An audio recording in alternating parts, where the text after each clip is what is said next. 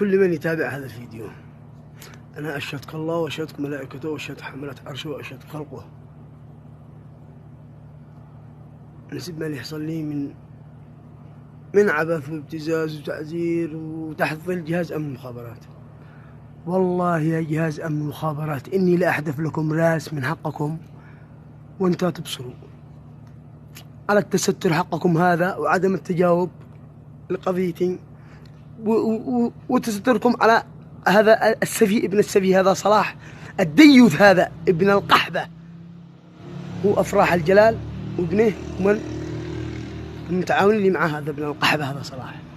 والله والله والله هم قسموا عمي 53 يمين. أنا الآن مريض نفسي وانتظروا مني. أنا صيح أمر قدم شكاوي قطع طريق أمركم كلها. والله إني لا أحذف لكم راس من حقكم يا جهاز أمن المخابرات إب، وأنا لا أحيي لكم أكبر ذكرى دواعش. يا كفرة يا سفلة يا عيال الزني،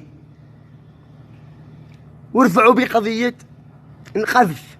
أنتوا عيال زني مع حكومة صنعاء مع سيدكم ابن القحبة.